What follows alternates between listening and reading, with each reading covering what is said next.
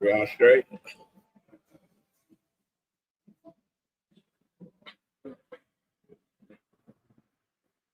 Is it showing? Yeah, we said. Okay. I think we're good.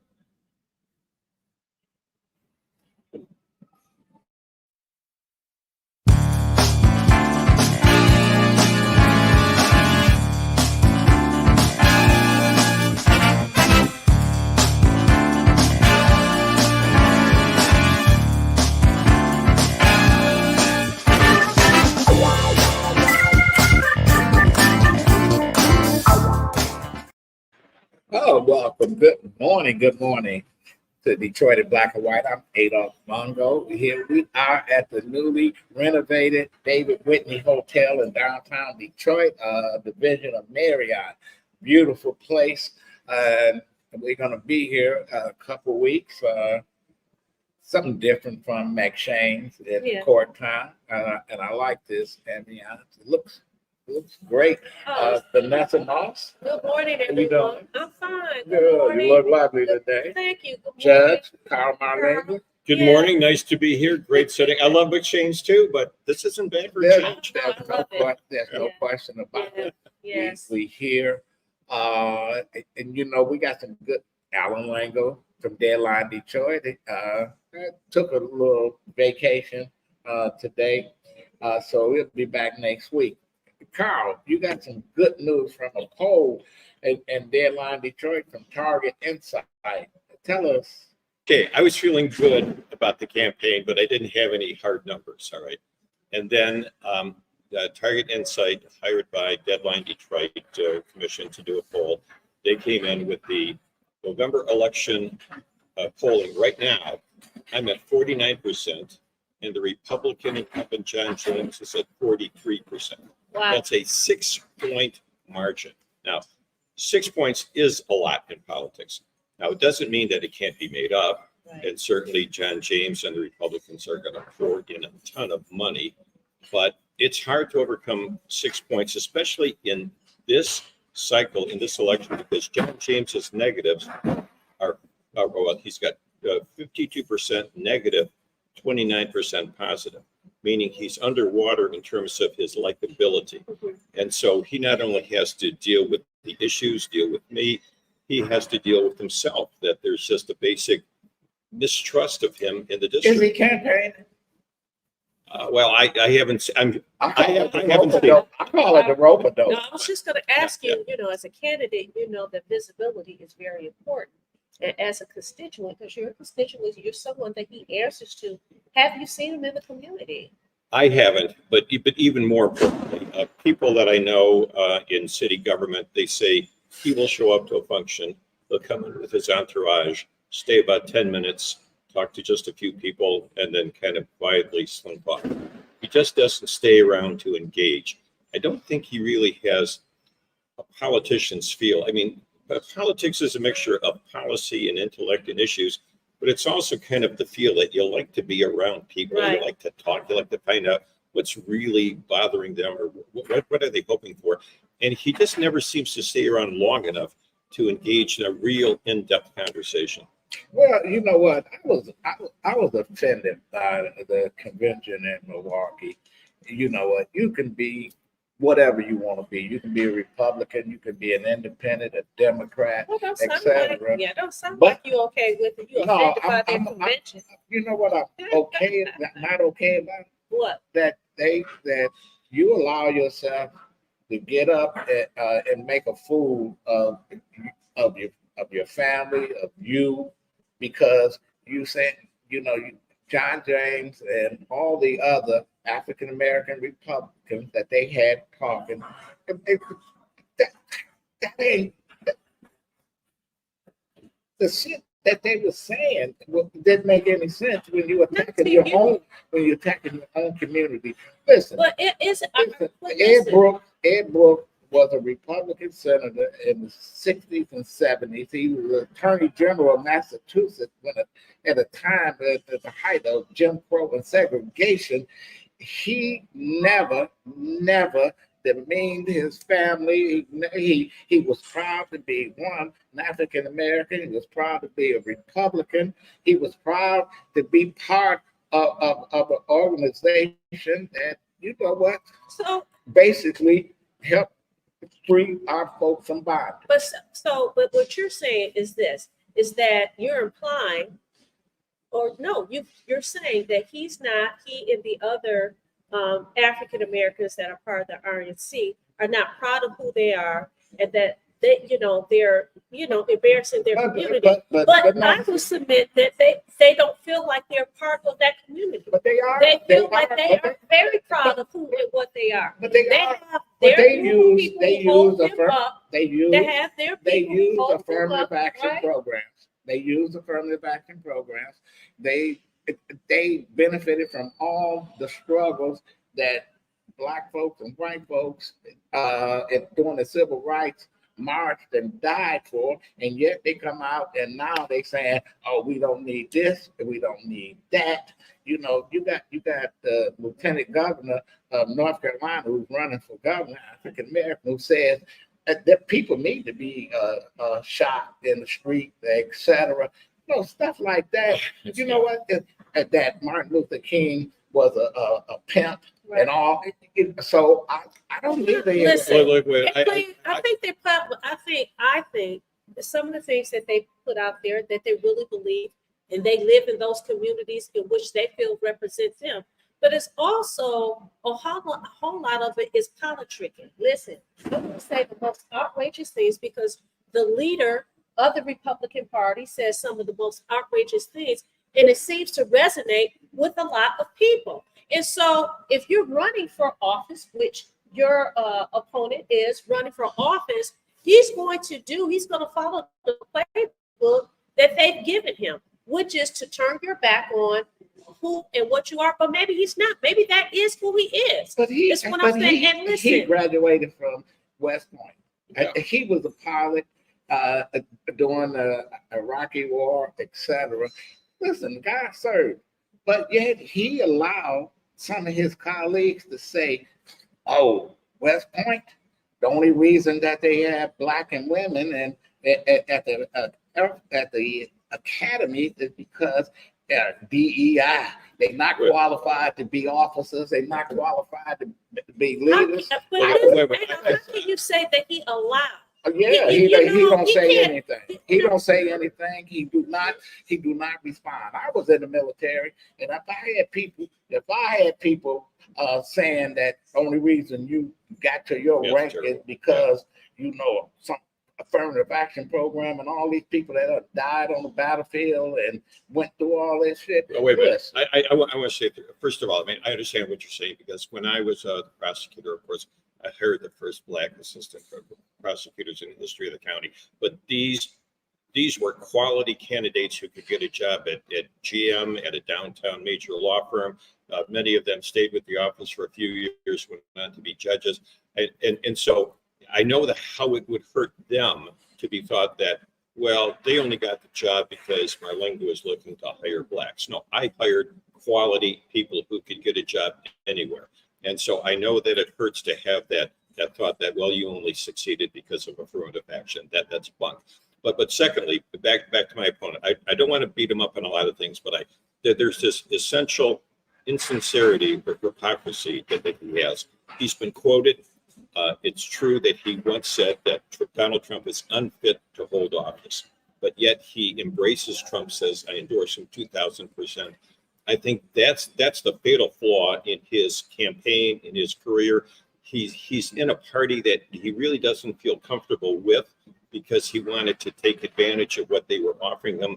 But I think he's always conflicted. And he said that that his father started a trucking company and that he faced all this racism, etc., and he overcame it. Yeah, he overcame it with the help of people like Coleman Young, and who gave him contracts and stuff, who was kicking down the barriers of segregation and racism here in the city when it came to contracts. So he don't get up there and tell a bullshit story to folks because, oh yeah, they Republicans, they love me. They don't think they could care less. They even turned on their own vice presidential candidate because he happened to be married to a woman whose parents come from India. And all of a sudden they don't like that. So no, that's basically why if I lived in the 10th district, and I tell people that I know that live in Carl district, ain't no way in the world you should be voting for John James. So let me ask you this, Carl, Yeah. because you're you're a Democrat, and as you know, there's a whole lot of conversation about age. And there's a significant age gap between you and John James. What do you say about that? Especially since they're saying that the current president is too old to be running for office. What have you faced that same? I think any public servant has the obligation when he or she knows that they passed a certain threshold, that they're no longer as sharp, as active, that they can't stay up the long hours. If you know that, you should think withdrawing. I haven't got there yet. I know when I was a probate court judge, I appointed an 84-year-old man to be the guardian for a 66-year-old sibling, because we age at different rates. Right. So regardless of age, because age is just a number, but medical condition, mental acuity, that's real. And so I think anybody on the political scene, when they know that that they've, and you feel it, you can see it when Nancy Pelosi stepped down from being speaker. It was time, but I'm not there yet. And so I'm going to keep on going until I sense that that there's a half step that I'm missing, or that I tire after only hitting 40, 50 houses when I'm knocking doors. But right now, my wife and I still have a physical trainer. We do yoga. We run. So I'm feeling good. What are the party leadership saying about this results of this poll? Have you gotten a boost from? Oh yeah. No, they are frankly surprised because this is against the Republican incumbent. But look, it makes sense because this is a presidential year. I've always run in presidential years for prosecutor and judge. My numbers, for instance, in 2016, when Donald Trump got 224,000 votes, I got 249,000 on the ballot. When Hillary Clinton got 176, Trump got 224. I got 249. So a presidential cycle, when the ticket splitters and independents come out, is my cycle. Also, the Democratic Party did a study of the district, and they said that kind of a quintessential Democrat in this cycle should get about 52% in this district. And so my leading James by 49 to 43, is in line with all of the other data. In 2022, I was on the bench until I was a judge until February, got a late start. James had 5 million. The Republican Party put in 4 million. They had 9 million against the 1 million that I could raise. If I just come up competitive, if I get 3 or 4 million, which it now looks like I will be able to get, we can run a campaign that will answer his negative advertising, and emphasize the positive things I've done, and take advantage of that. It's hard to overcome a 6-point lead. I'll tell you that. Now they're going to try, and it can't. I'm not. For God's sakes, I'm not overconfident in the least. Right. This is going to be a rough campaign, and it will close, and it will be close. How do people get in touch with your campaign? Marlinga for Congress, use the number 4, MARLINGA, the number 4, Congress.com. The Republicans bought out 20 or 30 other URLs that had all kinds of combinations because they but Marlinga for Congress.com is how you get a hold of me. Yeah. One more question. Once you prevail in November, are you going to come back to Detroit black and white? My God, yes. I mean, don't. No. Look, look, I've always said on the bench, I said to lawyers and anybody else, okay, we're going to have the trial start now. But remember, you're not only talking to me, you're talking to jurors. And jurors have the sixth sense they know when you're fibbing.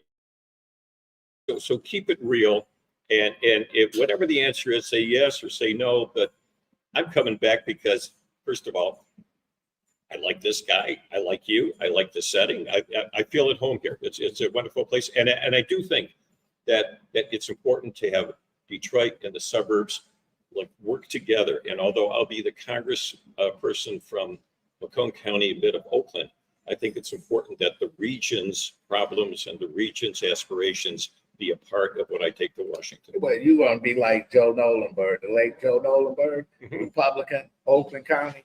But if you call his office and say, I'm in Detroit, I could get a hold of my person, the guy. Exactly. It's public Right. service, whether you're Republican, Democrat, independent, doesn't matter. And I'm glad that you used him as an example, because I grew up in Macomb County where Republicans and Democrats didn't have this deep divide that we have now.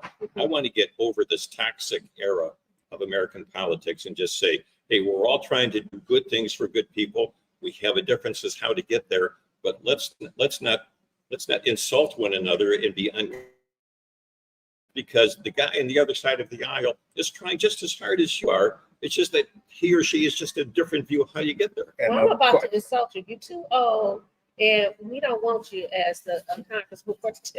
Okay. Well, thank you, Carl Marlinga. We're gonna take a break. You know, I'm just kidding with you. I love it, Joe. Thank you so much. This is Thank Alyssa you. Slotkin, Democrat running for the U.S. Senate. I want to share a story about who, more than anyone, taught me the importance of listening and accountability. It was President Barack Obama. I served in the White House on his national security staff. I got to see him in action, up close, and behind closed doors in the Oval Office. First, he was brilliant, and therefore demanded people really knew their stuff. It was President Obama who grilled me on issues and demanded accountability on what we said and did. That commitment to accountability is exactly the approach I use today, listening to our communities. It's why I've written an opportunity agenda with detailed plans to strengthen Black businesses, increase Black wealth, and provide real opportunities for our youth. Because, as President Obama taught me, you better say what you mean and mean what you say. So that's why I approve this message. Vote early or on August 6th for Alyssa Slotkin, Democrat for U.S. Senate. Paid for by Alyssa Slotkin. Because I live in Detroit, I was able to get tuition-free college through the Detroit Promise. I feel very fortunate working with the Detroit Promise. They were able to afford me so many opportunities. I'm currently studying media production and journalism at University of Michigan, Dearborn. I'm looking to take my talents further into the production industry, short films. I love working with people here, and this is where I want to be. And that's why I'm Detroit for life.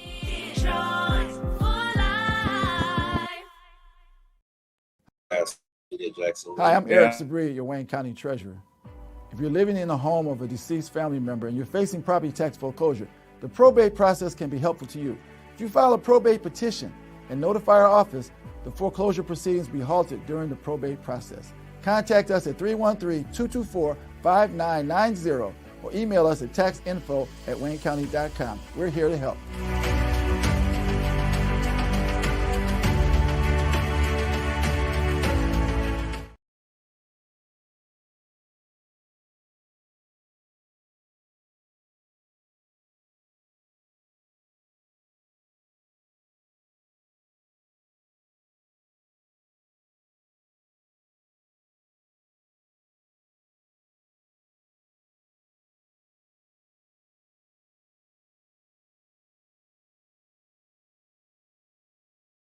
Would be YouTube, that would be X, that would be Instagram, that would be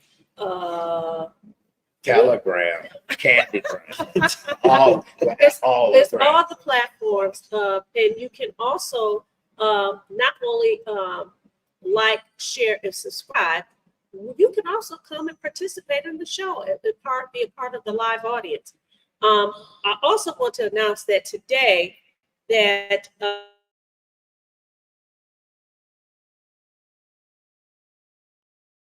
5901 Connor Street, Detroit, Michigan.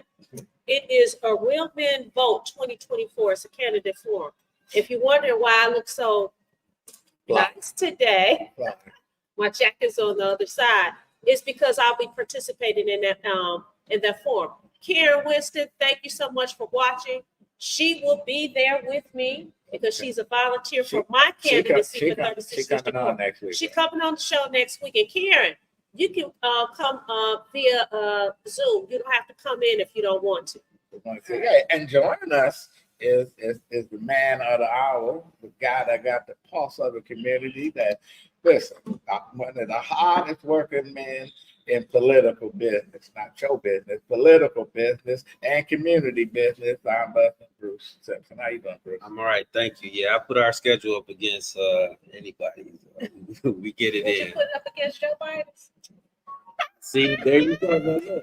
Now look, I thought you were for him. But I'm just saying, he's a hard-working man. You a hard-working man. 10-4. 10-4. I operate outside the hours 10-4. I'm not trying to be disrespectful. That's an Axios article that said that, right? This You is can't not me. believe everything you not read. me. You This can't is- believe everything you read. No, you don't. No, you Well, don't. listen, no, You believe no, whatever you've written, No, but I you don't don't believe believe- everything that you I don't that you believe read. everything that's been written, but I do believe my lying eyes, as Uh-huh, they say. uh-huh. And so what they tell me is So that you working harder than the president of the United States, is Well, what you're saying. Be like Babe. not a typical president of the United States. I think his schedule's a little watered down. Listen, one year, 1927, they asked Babe Ruth, said, "You make more money than the president," and he said, "I had a better year." So that way, that is that. Listen, no, the office of the presidency is what it is, and we're all making light of really A serious situation. A serious- that our But country- that our I think we do need to make light because we are in such a dark period right now.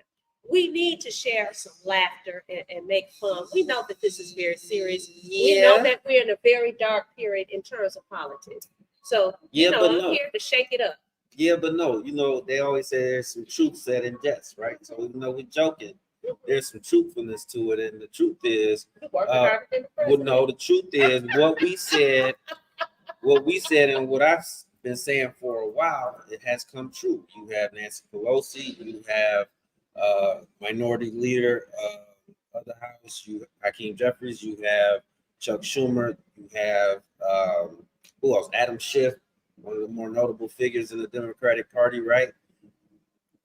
They are coming to the forefront. Sherrod Brown from Ohio, Yeah. just come out. Listen, The guy from Montana. See, these folks, and I don't understand where they're coming from because they're in a red Self-preservation. state. Exactly. They I are, get it. and they're an anomaly because they're the only Democratic state official Right. elected. So they got to distance themselves from the president.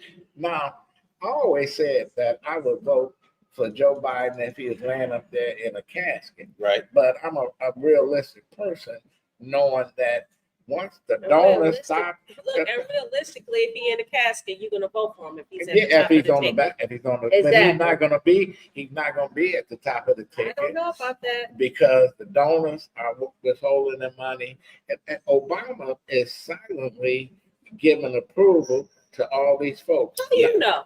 He's Because- put his surrogates out there. When you Yes. see George Now, Clooney I don't do, believe when you it. I see do. George I don't Clooney, believe it. I believe everything I see. when No, you see George I don't Clooney believe it. And they don't just a care few what I weeks he's don't doing. ago believe it. gave Yes, a you do. fundraiser Y'all care what I for the believe. I don't president. believe it at You all. see him come out. I don't think that's George Clooney doing that on his own. I think he's a proxy for our former President Obama. But everyone sees what we see. It's not that. Look, the man's record is a decent record. We're not talking about that. We're talking about the condition of the man, who at this point doesn't appear to be able to even articulate that record, to even stand on it. So we got to have, at the very least, someone who can articulate.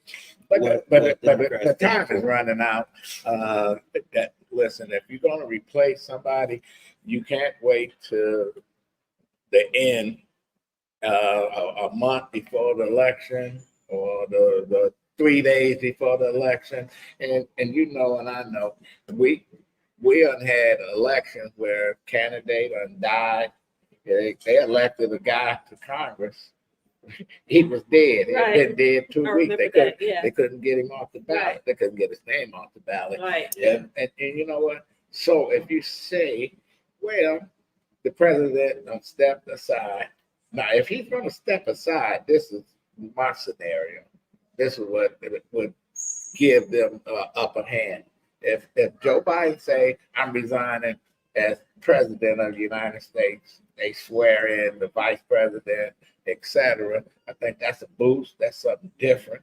The chief got the office, but he's not going to do I was that. going to say, I think he's right, but At he ain't this doing point, It they did ain't it gonna in. happen. And listen, he's just going to take the whole Democratic Party with him.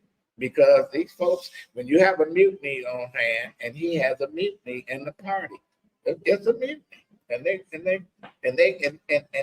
determined to take him out. But before we go on, I want to say, and before I forget this, because of my senior moment. Oh yeah, ages. Yes, the verdict in the Samantha. Well, you know, I'm a practicing attorney. You know, I'm running for a judgeship. I will say that the verdict didn't make sense to me. It did not make sense to me, and I don't know how you find a not guilty for first degree murder, but you find, I mean, that there's a hung jury. They're hung on felony murder. I do think that the defense attorney put on a hell of a fight. For him and his client, it's a win. It's going to be interesting to see if the prosecutor is going to bring this case back. I think that based upon what I saw, and I actually did have a conversation with the defense attorney, that they had a very, very weak case. A very weak case for the top charge. That's my opinion. And I know a lot of people are really mad. I read something yesterday. Which case are you referring to? With Samantha Wall. Oh, okay. Samantha Wall. You know, the Jewish leader. Yeah. Yeah. Young girl. She was killed in October, and they were already in trial. I do think that you know, the family, of course, is very upset. I read a opinion, and they were like, you know, no, he didn't. Listen, when someone dies like that, you want to blame somebody. And if the powers that be say that this is the person, you're going to believe it. You're not going to hear any of the other things that was brought out of it. He said, I'm a thief. He said, I'm a thief. I was breaking in cars. They didn't find any evidence that had been in the house. He said he saw a dead body of a white woman, and he ran. And he didn't take anything, except. No, he's a thief. He checked her pulse to see if she living. So maybe I could take. Let me stop. I'm playing. Let me stop it. Let me stop it because people be mad at me. But he checked her pulse. That's what he says. Obviously, they believed him, right? Yeah. I thought it was interesting that you have a boyfriend who said, yeah, I did it. He was smoking weed. He was on some medication. He had some issues, but you put him on, the prosecutor put him on the stand and took his word. I don't get it. I just don't get it. So if they decide to bring this case back, it's going to be interesting to see what route they take in terms of trying to get they go on the OJ route. You know what I call the OJ route? What? They put OJ in jail for stealing his own stuff back, but they really put him in jail because for killing his wife and Ron Goldman. So they couldn't get him for that. Well, so, yeah, it was a highly publicized case. Yeah. You know, when it transpired, and they moved like they need a conviction. They move like light. That's what it appears to be. Right. Even if all evidence doesn't. Okay, we're gonna take a break, and we're gonna come back and continue our conversation. Detroit in black and white. We have a fireside chat. Fireplace looks great from the newly renovated David Whitney Hotel, division of Marriott. Yep.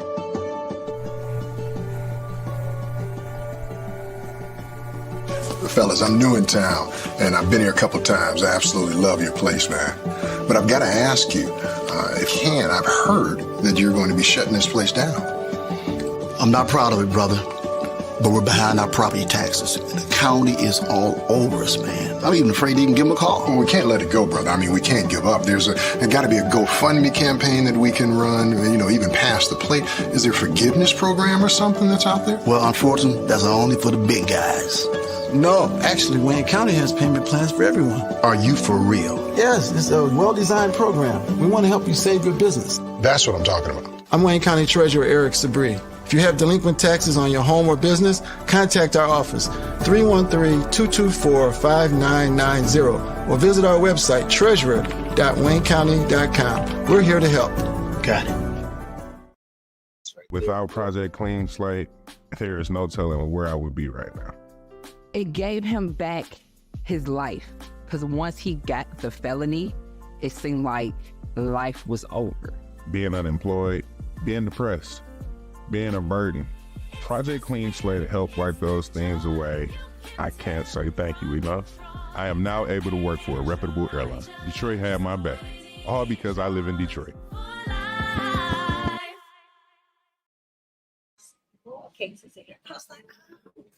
Oh, and we're back. Detroit in black and white. You see somebody else on the couch. I'll introduce her. This is Patricia Pearson. She has an organization, Family Tree, but she's here to talk about a specific program that she's founded, which is called the Lion's Den. But before we get to Patricia, we're going to go to the city of Detroit Ombudsman, Bruce Simpson, the cousin of O.J. Simpson. Stop. I'm just playing. See, this is how you end up with hate mail dealing with you, Vanessa. You get hate mail. Nobody should be sending you hate mail. Well, if you tell them You're I'm the OJ, hardest working man in the United States. if you tell them I'm OJ's cousin, I'm gonna get some hate mail. No. They hate I'm that just man. kidding. Everybody knows that I like to Even joke. after he transitioned. Oh, did you see how the BET Awards acknowledged him and then people are mad about Yeah, it? I saw Stop Stephen it. A. and others had something he's to a say clown. about it. The man is transitioned. But Right. just very quickly, what's going on in the Ombudsman's office? We are working on an initiative, and I kind of talked about it last week. We need to know where these abandoned and open to trespass properties are so that we can secure them. Again, we moved away from the plywood, and we're now using a heavy, dense plastic, almost like what you see in terms of the plexiglass, the bulletproof glass, which is very hard to penetrate. When we put that plywood up there, kick it in and break it in, break into the property very easily. But we need the public's help. And we want you to call 313-224-4737 if you have an abandoned, open to trespass property in your community so that we can secure it. Over the last 10 years, we've torn down thousands of properties, but we have a beautiful housing stock here in the city of Detroit. I'll put that housing stock up against any other major city, and we can preserve some of these houses. Right now, we have an issue like most major cities with affordable housing. So we're moving in the direction where we want to preserve these homes and see what we can do to make these homes work for our citizens. Maybe you can answer this question. Are the homes that the abandoned homes, are these properties part of the land bank properties or no? No. Okay. In many cases, these are, so the land bank, they've caught a lot of flack over the years, and rightfully so. I've been one of those critics, but their inventory has shrunk. Yes. Due to all the demolition and working actively to sell off their property. So a lot of these properties are privately owned. But what happens is if you don't take care of that property, we will relieve you of it and repurpose it. Again, there is a need that can be met outside of new construction in terms of trying to identify low-income housing. Okay, awesome. Yeah, so that's the mission right now. We will be going door to door in every district very soon, which I'm excited about. It's what I call a one-way transaction. I'm appointed, not elected, so I'm not asking for a vote or anything like that. The only thing I'm asking for If you were running, I would vote for you. I would vote for Bruce Simpson. Thank you so very much. But the only thing we're Nothing makes a asking is for you to utilize the resource. So we're going to inform people about what the Ombudsman does if they don't already know. Okay, great. All right, and what are you doing today? Are you going out the doors today? Because last week when you were here, you were suited and booted. Today, you got your shirt on with your name, Your cargo shorts on. What's up? Councilmember Johnson, District 4, had a developer summit last week. Okay. And I was going to attend that. And anytime I attend a function as such, we dress the part. It was part of the job. Today, I'm just representing. No events today. This is it for me. Hopefully, I don't get one of those calls where I got to come out. Right. But other than that, I'm just happy to be here with you guys. Playing basketball with the kids? No basketball. You see this scar right? Here? Yeah. I tore my Achilles a couple of years ago. I retired my jersey at that point. Oh, wow. What number was it? I will play with the kids. 12. I will play with the kids, but that's about it. Okay. Serious competitive days are over. Okay. All right. Okay, Bruce. Now we're going to turn our attention to a guest. Usually we have people on here that we are familiar with. I'm very familiar with Miss Pearson. Pat, I call her Pat. We have been friends for, oh my God, like 20-something years? Yeah. 20-something years. And we actually met through someone who worked for the education system who put us together. So Pat has an organization that's called the Family Tree. But she and I was talking the other day, and let me also say I got to put a plug in. Vanessa Moss, candidate for 36th District Court. My name will not appear on the ballot, but you can write my name in. And Pat is going to volunteer. She doesn't. Well, I told her that she's going to volunteer to work on my campaign. But anyway, welcome, Pat. Tell us about Family Tree and particularly about the Lions Den. Thank you for having me. Good morning to everyone. Family Tree is a nonprofit housing agency. We do housing. We also help those who are low income become homeowners by matching them with down payment assistance programs. We also do a youth program in the community to try to combat poverty. What we do is a financial education program, Vanessa, but the key to that financial education is we do character building and life skills with our youth. If we don't change the mentality, we cannot break the cycle of poverty in our urban communities. I'm in the 48205 zip code, working at Trick School on the east side of Detroit. Working there in that community, there are children that are in need. There are children that ask me, I didn't have the program. I always did, as you know, because you came and spoke before. The Diamond Girls, I always worked with girls. The young men asked me for a program saying that they wanted something for them. So that's how Lions Den came about. So I created Lions Den for them to learn financial skills, but to also bring men in from the community to kind of mentor them, like Mr. Simpson. I volunteer, Mr. Simpson. To kind of mentor them throughout the school Mr. year. Mongo. I don't have a problem with it. We do it already, so I'll be happy to. Well, thank you, sir. Some of the things the gentlemen come in and teach them financial education, how to tie a tie. We bring in men to teach them how to engage with other men, to have what we call a rap session, where they can get out the questions that they want to ask. Someone can ask them. They may not know how to make it into college or into high school. How do I get into this high school? Beyond taking the test, what other things do I need to know? Or we have guys that have graduated my program. This year, I've been working with men to get into Lane College. How do I go to college? How do I prepare? My mother can't afford this. How do we get the things we need to take there? So that's the line. I want you to share with our viewers what precipitated you doing the Lions Den, because you shared some stories with me. And of course, you can't share the names, but I think it would be beneficial for people to know exactly what you're facing in that school district. I had a young man who was out, we call it hustling. And we asked him to stop hustling. And he came to me alone and said, Ms. Pearson, I wouldn't do this if I didn't have to feed my brothers and sisters. He had 4 younger siblings, and he said, all I need is a hot and ready. So he was hustling just to get the hot and ready for them to eat. And I asked, do you all receive benefits? And he said, yes, but my mom sells the car. you know. So therefore, we don't eat, and I have to make sure they eat. So I asked a mortgage officer to come in.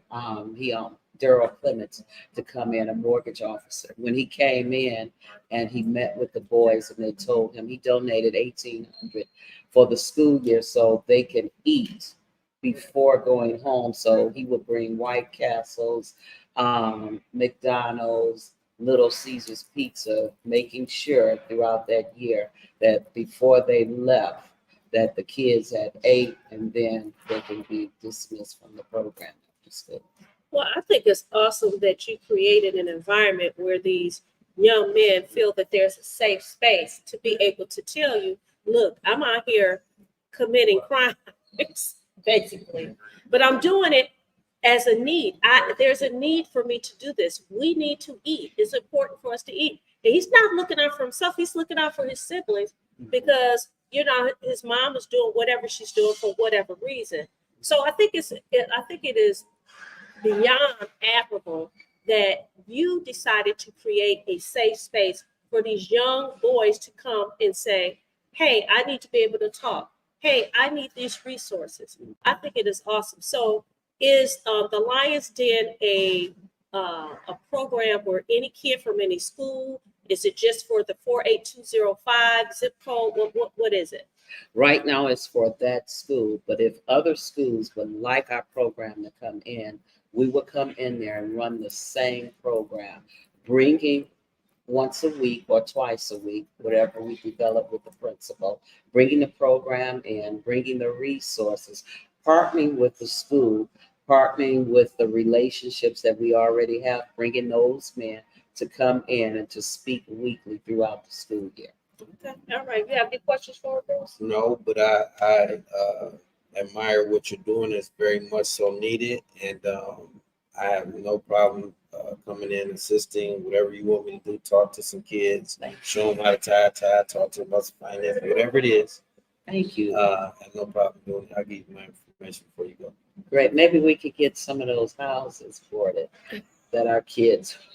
Because she does the family tree, so she helps. Yeah. Yeah, because there are some students that walk past houses that we be, worried about. So, as an ombudsman, one of the things that I'm passionate about is making sure we give priority to properties located near churches and schools. Okay, great. Those should take priority. We used to prioritize them that way, and I've been pushing that line for quite some time because the last thing you want is for a child to walk past that or be abducted. We've all turned on the news and heard horror stories where a child was assaulted and pulled into a vacant open trespass structure. So if you have those locations, I'd love to take that information back and get it secured. Yeah. See, that's what Detroit Black and White is all about. It's really us making connections to other people, putting people together, putting the community together. I mean, Detroit is the largest city in the state of Michigan, but it's like a tree with all these different branches. So, I think this is awesome. Thank you so much for coming on. Having me. You're welcome to come on anytime. We talk about your other programs and family tree. We thank you for Lions Den. I think it is awesome. And if you, of course, you've had me, I forgot that I do so much. I forgot that I was the speaker for her. But, I don't know if they're receptive to women coming in and speaking to them. I think the impact would be really different when a man comes to speak to them. Yes, the impact, it changes their whole persona. It gives them, self-confidence and kind of raise their awareness to hear that male perspective in us women. Okay. All right. Okay, thank you so much. Thank you for having me. All right. We're going to take a break. This is Alyssa Slotkin, Democrat running for the U.S. Senate. I want to share a story about who, more than anyone, taught me the importance of listening and accountability. It was President Barack Obama. I served in the White House on his national security staff. I got to see him in action, up close, and behind closed doors in the Oval Office. First, he was brilliant, and therefore demanded people really knew their stuff. It was President Obama who grilled me on issues and demanded accountability on what we said and did. That commitment to accountability is exactly the approach I use today, listening to our communities.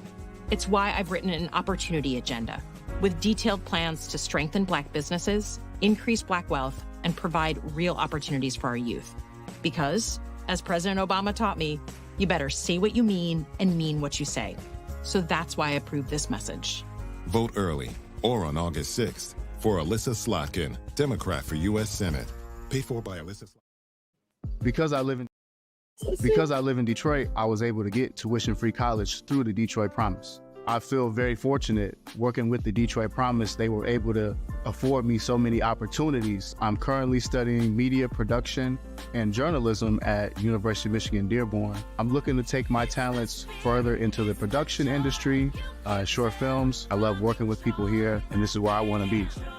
And that's why I'm Detroit for life.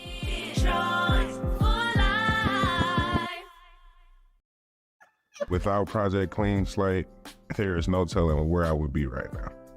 It gave him back his life, because once he got the felony, it seemed like life was over. Being unemployed, being depressed, being a burden. Project Clean Slate helped wipe those things away. I can't say thank you enough. I am now able to work for a reputable airline. Detroit had my back, all because I live in Detroit. Oh, I was like, that well, is we're back. ridiculous. We're back to Detroit in black and white. And Right. Vanessa Moss, how you doing, Vanessa? I'm fine. We also got- have We got Bruce, Bart Simpson. he's Bart Simpson's Hey, listen, cousin too. they He full of jokes. OJ They and full of jokes today. they all But related. you know I what? could take it though. But you know what? Sometimes we do need a laugh. Absolutely. And Absolutely. I said here, I really didn't want to come in here today. Yeah. You know, lost he like a brother. He was my first cousin. He was a only child, but siblings here, they were brothers and sisters. Right. You know, Terrell Jr. Heck of a guy. Terrell Mongo, he was a funny guy. I went to see him in Florida last month and stuff, and man, he was hanging in there. Right. As And a matter of fact, he called you to ask you to come and write his obituary. Right. Right. So yeah, And I couldn't write it. you didn't. No, I didn't, because you know what? When you write obituaries, you know that's final. They're saying that it's gone. But listen, when I saw him and he looked good, he was walking, and I said, you ain't gonna, man, we'll get to it. You know, it's in my head. You know, I can type it out tonight, but you know, I was hoping. He's Right. moving back to Cleveland. He had been in Florida for 25 years or more. Food service business. He used to be the head of food service at the Port St. Lucie jail in Florida. And he loved to eat. He took care of his mother when she had Alzheimer's, moved her from Cleveland, and he went home. He went home the other day, and he passed away. That was it. Body shut down.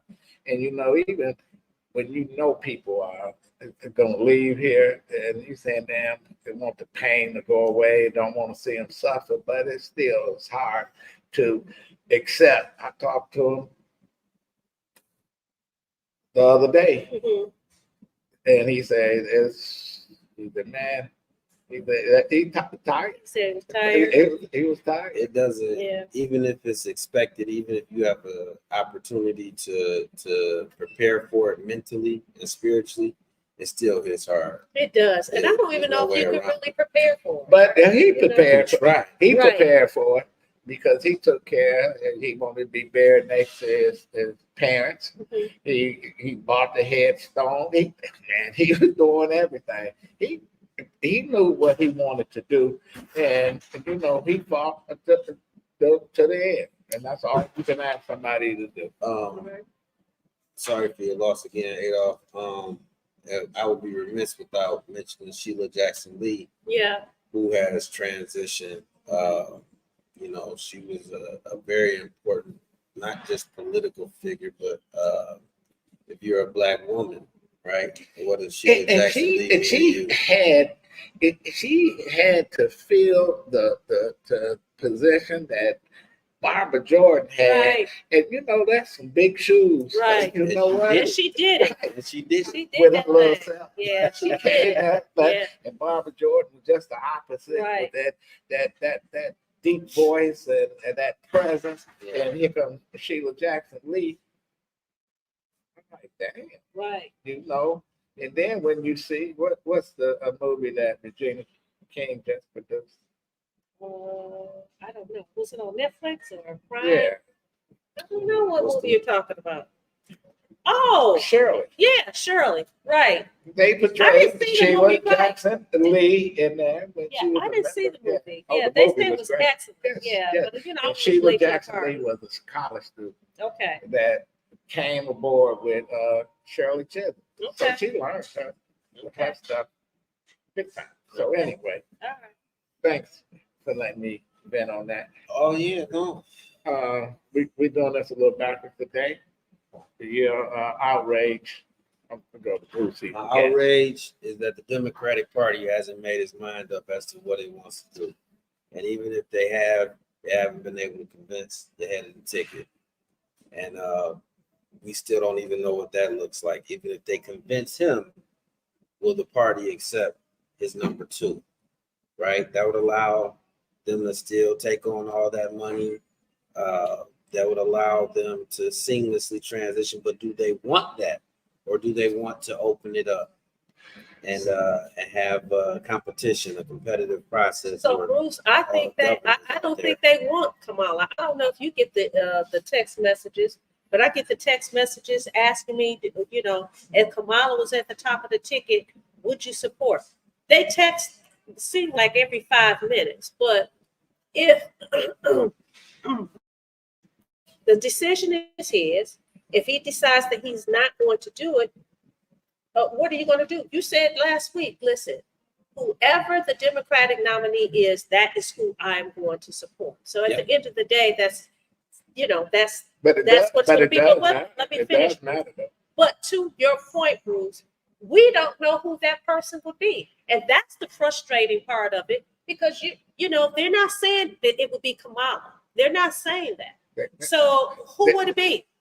You know what? They're saying Bruce, open it up. I should have went first because Bruce took my Go ahead thunder, and get yours. because that's my outrage that at this late in the game that man, like go to the dance, okay? I'll take you to the dance, and now I find out you can't even dance now. You have lost your step. You used to be the best dancer. What do I do? Leave you? Gonna say something Do I else. leave you? But do I leave you? And do I start going dancing with somebody else?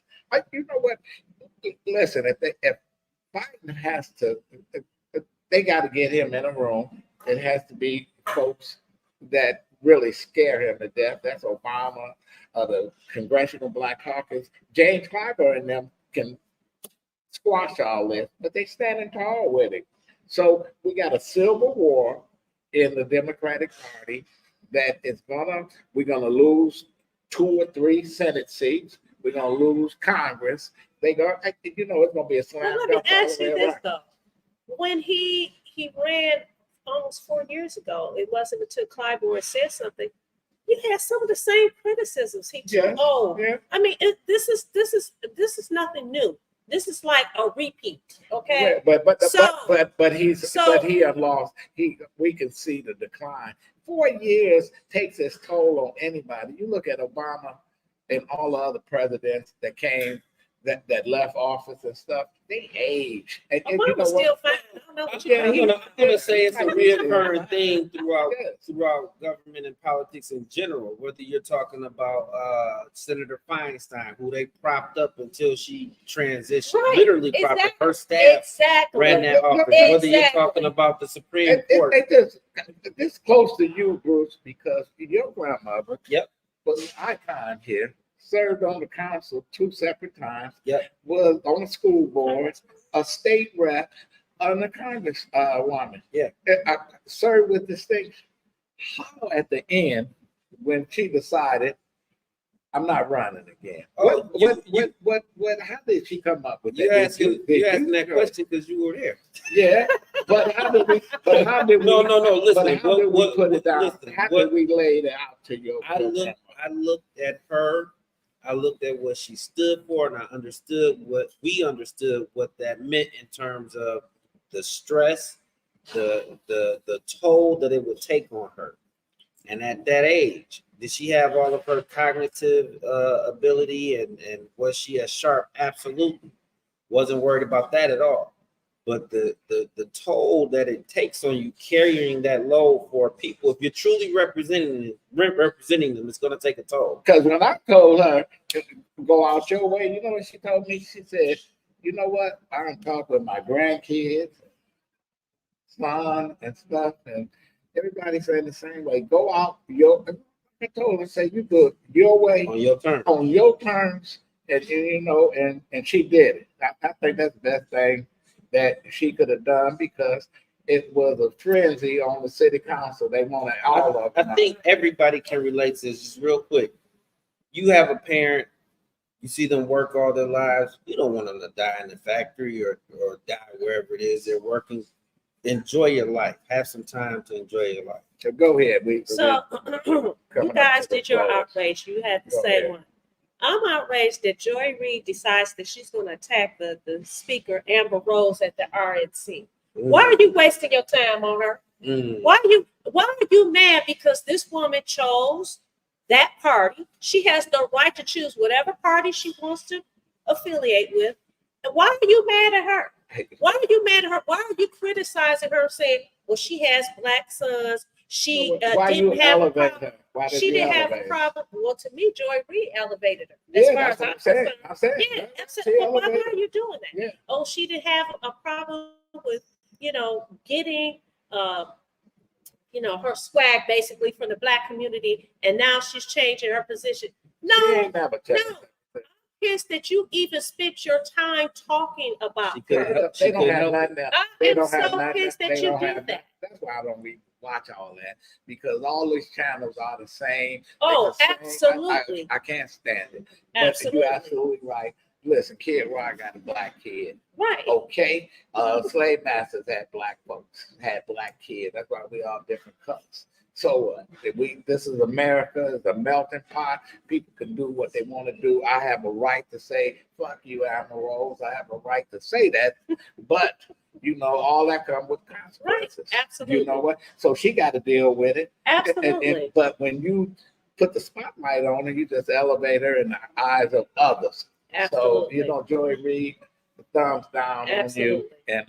And want to say thanks, David Tinsley, here at the David Whitney Hotel, the Vision of Marriott, a fireplace, nice setting. Bruce Simpson, thanks, Bruce, for coming in on this Saturday. Vanessa, go ahead. Yes, if you're watching the show, like, subscribe, and share. For those people who come into the Real Men Vote candidate forum today over at Wayne County Community College District on the east side, come on. I will be there. I will be speaking, as well as a whole lot of other candidates. Again, if you're watching, like, subscribe, and share. Come on down. Karen, we're looking forward to seeing you next week.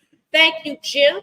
Thank you, Teresa. And thank you, Patricia, for coming. And Carl Marlinga. And Carl Marlinga. Well, thank you.